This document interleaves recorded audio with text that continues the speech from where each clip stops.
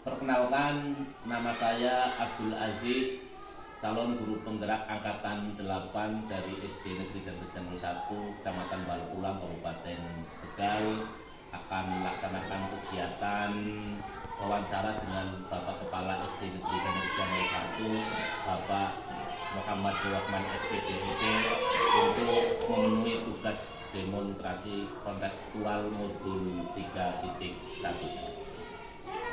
Assalamualaikum Bapak. Waalaikumsalam warahmatullahi wabarakatuh. Sehat nih Bapak. Ngapunten, mohon maaf Bapak mengganggu waktunya, mengganggu aktivitas panjenengan. Saya minta waktu sebentar untuk melaksanakan kegiatan wawancara dengan Bapak terkait dengan bergerak. Selama ini bagaimana Bapak dapat mengidentifikasi kasus-kasus yang merupakan dilema etika atau rujukan moral Bapak? Ya, berkaitan dengan kasus-kasus yang merupakan dilema etika atau rujukan moral, itu saya apabila terjadi suatu kasus pada peserta didik, maka didikan etika perlu penanganan khusus melalui guru atau wakil kelas tersebut, karena kepala sekolah tidak bisa bergerak sendiri dan tidak bisa turun langsung. Jadi kami lebih memberdayakan pada guru kelas masing-masing. Nah, apabila itu dilema etika itu pada yang berhubungan dengan pendidik, guru atau tenaga pendidikan, saya berusaha berkolaborasi dengan guru senior terlebih dahulu. Saya selalu memanggil semua guru dan meminta masukan-masukan atau saran dan lainnya. Saya juga sering meminta masukan kepada komite, pada wali murid barangkali, ya. Tidak lupa juga kami berkomunikasi dengan pimpinan dalam ini gitu. Berarti kolaborasi nih Pak, Yeah. kolaborasi dan koordinasi dengan pengawas, Betul. gitu, Pak. Selama ini bagaimana Bapak menjalankan pengambilan keputusan di sekolah Bapak, terutama untuk kasus-kasus di mana ada dua kasus Pak, kepentingan yang sama-sama benar atau sama-sama mengandung nilai kebajikan Pak? Ya. Kami mengambil berbagai pendapat dan masukan dari banyak pihak. Resiko dari suatu keputusan itu kan pasti ada, ya. Dan ada yang setuju, ada yang tidak setuju, ada yang sukai dan tidak sukai. Kalau bagaimanapun harus ada keputusan, karena selaku pimpinan itu sebagai decision maker membuat keputusan, namun kita prioritaskan mengambil keputusan yang resiko terkecil ya, untuk nanti ke depannya. Jangan sampai kita salah mengambil keputusan ternyata mengandung resiko yang sangat besar, ya, walaupun sama-sama urgent gitu ya. Jadi mengambil resiko yang lebih kecil ya? Ya, kita lebih pada resiko terkecil, namun tetap pada jalurnya. Biasa Bapak, langkah-langkah atau prosedur seperti apa yang biasa Bapak lakukan selama ini? Untuk strateginya adalah seperti disampaikan tadi, kita komunikasi dengan pihak-pihak lain, dan prinsipnya kita mengambil resiko terkecil dari keputusan itu, dan sesuai dengan prosedur aturan yang berlaku. Kita jangan sampai keluar dari aturan main yang ada, regulasi harus kita jalankan. Regulasi nih Pak. Yeah. Terus hal-hal apa saja yang selama ini Bapak anggap efektif dalam pengambilan keputusan pada kasus-kasus dilema etika itu, Pak? Ya, kita mengikuti prosedurnya yang harus seperti itu, langkahnya juga seperti itu, ya, yang tadi kita sebutkan. Lebih efektif meminta berbagai pendapat dari banyak pihak. Ya. Karena ya sebetulnya apabila terlalu banyak pendapat justru malah terlalu banyak pemikiran dari berbagai pihak membuat memakan waktu banyak. Maka sudah cukup diwakili dengan perwakilan dari Bapak atau Ibu Guru, komite dan perwakilan dari orang tua yang tadi saya sebutkan. Jadi terlalu banyak orang terlibat, Iya, makan waktu betul. dan banyak pikiran-pikiran yang ya berarti Iya. hanya diambil perwakilan nih, Pak. Ya, sementara kita kan keputusan itu kita dituntut Cepat, ya, dalam waktu cepat dan tepat. luar biasa Bapak ya. Terus selanjutnya hal-hal apa saja yang selama ini merupakan tantangan ini Pak ya, tantangan dalam pengambilan keputusan pada kasus-kasus dilema etika ini, Pak?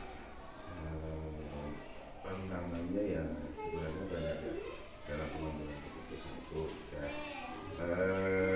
Berkaitan dengan tenaga pendidikan ya, yang kita tahu kesejahteraan dari para pendidik terutama yang honorer ya, kita tahu mereka pendapatannya di bawah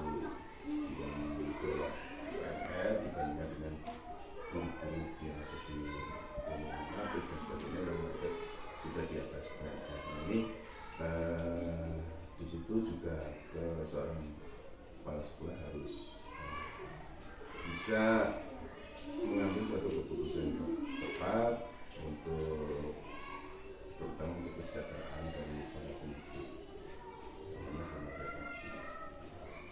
Luar biasa Bapak ya, memperhatikan para pendidik yang honorer nih Pak. Ya. Ya. Ternyata apakah Bapak memiliki sebuah tata kala atau jadwal tertentu dalam sebuah penyelesaian kasus dilema etika? Apakah Bapak langsung menyelesaikan di tempat seketika itu atau memiliki sebuah jadwal untuk menyelesaikan bentuk atau prosedur seperti apa yang Bapak jalankan? Kalau untuk jadwal khusus saya kira tidak ya, karena itu keputusan yang berkaitan dengan dilema etika itu kan tidak mesti terjadwalkan ya. Suatu ketika kita dituntut pada saat itu ya kita harus Eksekusi ya? Iya betul, dan itu tadi kita ambil resiko kecil gitu. Adakah seseorang atau faktor-faktor apa yang selama ini mempermudah atau membantu Bapak dalam pengambilan keputusan dalam kasus dilema etika? Ya tadi ya bantuan dari berbagai pihak yang kita butuhkan ya. Kalau saya mengambil suatu pelajaran dari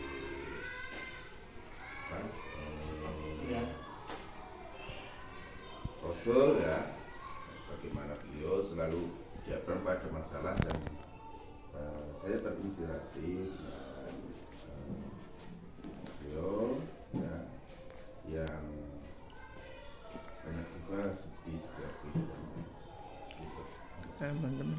Dari semua hal yang telah disampaikan tadi Pak, pembelajaran apa yang dapat Bapak petik dari pengalaman Bapak mengambil keputusan dilema etika?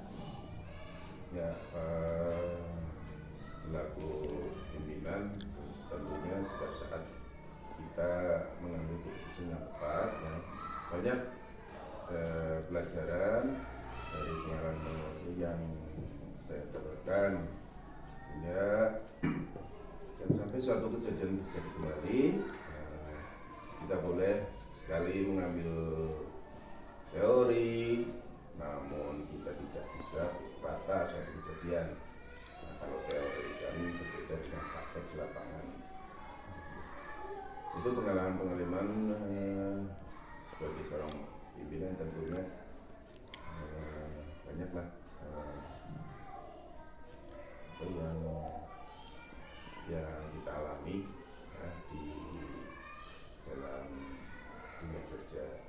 Dan itu sebagai pembelajaran kita ke depannya bagaimana kita mengambil suatu keputusan yang tepat.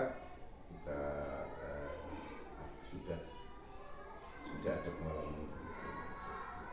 Mungkin itu yang bisa saya sampaikan, kurang lebihnya maaf barangkali ada kesalahan atau kekurang tepatan dalam apa yang saya berikan. Terima kasih Bapak atas waktunya. Mohon maaf sekali lagi mengganggu aktivitas Bapak. Mudah-mudahan sukses selalu Bapak untuk memimpin sekolahan ini dan maju, dan tentunya anak-anak merdeka belajar dan selalu bahagia tentunya anak-anak. Seperti itu. Sukses juga buat Pak Ajis ya sebagai calon guru penggerak. Mudah-mudahan ilmu yang didapat dari pendidikan selama menjadi calon guru penggerak nantinya bisa diaplikasikan, diterapkan di sekolah ini. Siap. Ya, dan endingnya nanti bisa memajukan dunia pendidikan khususnya di SD dan Arjana 1. Siap Bapak. Matur suwun. Assalamualaikum Bapak. Waalaikumsalam warahmatullahi wabarakatuh.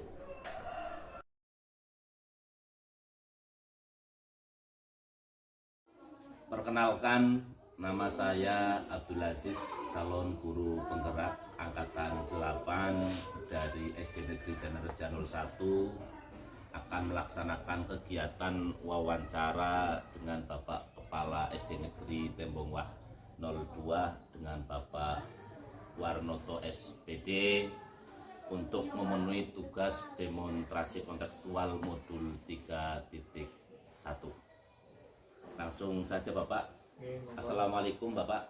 Waalaikumsalam warahmatullahi wabarakatuh. Bagaimana kabarnya Bapak hari ini? Alhamdulillah baik. Syukur, alhamdulillah Bapak. Mohon maaf Bapak, saya minta waktunya sebentar mengganggu aktivitas Ibu panjenengan untuk melaksanakan wawancara dengan Bapak. Boleh ya Pak? Boleh monggo. Terima kasih Bapak. Langsung saja, bahwa selama ini bagaimana Bapak dapat mengidentifikasi kasus-kasus yang merupakan dilema etika atau rujukan moral Pak? Masalah mengidentifikasi kasus-kasus yang namanya pemimpin itu pasti dihadapkan dengan berbagai masalah. Namun demikian, masalah-masalah itu tentu ada yang mudah diputuskan, ada yang sulit diputuskan. Namun kita harus mengambil keputusan dengan cepat, tepat, dan dapat merespon apa yang menjadi keinginan mereka-mereka. Jadi kita tidak bisa langsung memutuskan serta-merta sekehendak dirinya. Tumeh jadi pimpinan itu tidak, tapi dengan berbagai pertimbangan, masukan-masukan dari berbagai pihak, sehingga dapat diputuskan apa yang menjadi keputusan terbaik. Luar biasa ya Pak. Selama ini bagaimana Bapak mengambil keputusan di sekolah panjenengan, terutama untuk kasus-kasus di mana ada dua kepentingan Pak, yang sama-sama benar atau sama-sama mengandung nilai kebajikan Pak? Sebagai kepala sekolah, ya kita harus melihat situasi, sekalipun dihadapkan pada dua permasalahan yang mana dua permasalahan itu memang benar-benar penting, sehingga ya utamanya adalah masukan-masukan dari berbagai pihak itu, kemudian istilahnya masalah mana yang harus kita segerakan dan kita ambil, yang meskipun keputusan itu kan tidak mungkin memuaskan semua pihak, namun demikian apa yang kita putuskan harapannya adalah dapat mengakomodir keinginan-keinginan itu. Kemudian dalam mengambil keputusan itu harus kita kaitkan dengan aturan-aturan yang berlaku atau aturan yang ada. Begitu, Pak. Sesuai aturan ya Pak ya, Iya. ambil anunya ya. Sebenarnya langkah-langkah atau prosedur seperti apa yang biasa Bapak lakukan selama ini Pak? Prosedur biasa yang saya lakukan biasanya itu yang paling utama adalah mencoba untuk memahami kasus-kasus atau masalah-masalah itu, kemudian mengumpulkan guru-guru atau dewan guru untuk dimintai masukan-masukan. Nah, setelah itu kita adakan sebuah rapat baik guru maupun tenaga kependidikan lainnya, sehingga kita dapat menemukan keputusan bersama, sekalipun nantinya dilakukan voting. Dengan begitu keputusan yang diambil atau catatan-catatan dilaksanakan penuh, mereka akan melaksanakan dengan penuh tanggung jawab dari apa yang telah disepakati bersama. Luar biasa ya Pak. Ya. Selanjutnya, hal-hal apa saja yang selama ini Bapak anggap efektif dalam pengambilan keputusan pada kasus-kasus dilema ketika ini Pak? Hal yang dianggap efektif adalah apabila yang kami inginkan selaku pimpinan dan diinginkan guru-guru itu ada kesepakatan bersama dan sejalan apa yang kita inginkan bersama, sehingga mereka dalam hal melaksanakan keputusan itu tidak ada unsur maksa. Gitu. Mantap ya Pak. Hal-hal apa saja yang selama ini merupakan tantangan dalam pengambilan keputusan pada kasus dilema etika Pak? Tantangannya kan karena ini suatu permasalahan, biasanya kan banyak pro kontra, baik personal maupun kelompok, ya, sehingga dihadapkan pada mayoritas keinginan-keinginan baik guru maupun pihak-pihak lain yang berbeda harapan atau keinginan mereka. Itu yang menjadi tantangan. Apakah Bapak memiliki sebuah tata kala atau jadwal tertentu dalam sebuah penyelesaian kasus dilema etika? Apakah Bapak langsung menyelesaikan di tempat atau memiliki sebuah jadwal untuk menyelesaikannya? Bentuk atau prosedur seperti apa yang Bapak jalankan? Masalah tata kala atau jadwal kami tidak terpatok atau dipatok dalam satu jam, sebab yang namanya masalah itu kan bisa muncul sewaktu-waktu. Jadi manakala ada permasalahan, maka ya disitulah kita harus segera mengambil sebuah keputusan dengan secepatnya, tidak bergantung pada situasi dan kondisi atau menunda-nunda suatu permasalahan itu. Jadi jadwal tidak mutlak. Luar biasa ya Pak. Sehingga langsung ketika itu bisa diselesaikan, tidak menunggu waktu-waktu. Iya. Adakah seseorang atau faktor-faktor apa yang selama ini mempermudah atau membantu Bapak dalam pengambilan keputusan dalam kasus-kasus dilema etika Pak? Tentunya ya dukungan dari semua pihak, baik keluarga, tim kerja dalam ini lembaga atau sekolah yang mendukung dalam setiap pengambilan keputusan terkait penyelesaian kasus-kasus yang ada di lembaga atau sekolah. Jadi itu yang mendukung. Luar biasa lagi. Dari semua hal yang telah disampaikan, pembelajaran apa yang dapat Bapak petik dari pengalaman Bapak mengambil keputusan di 5 ITK? Jadi ya intinya mau belajar Pak. Mau belajar dari permasalahan-permasalahan yang sering muncul, kemudian kasus-kasus atau masalah yang terjadi, kemudian dalam hal pengambilan keputusan-keputusan. Jadi semakin lama pengalaman, maka semakin baik kita mendapatkan suatu pengalaman atau pembelajaran dengan kondisi sekolah yang tidak terlalu besar dan keberadaan di daerah atau di tempat-tempat yang lain. Untuk pembelajaran itu yang penting kita telah kita benahi, sehingga manakala ada permasalahan-permasalahan, baik permasalahan yang sama maupun yang berbeda, itu kita bisa dengan cepat, cekatan, tepat bisa mengambilkan keputusan dan menyelesaikan permasalahan.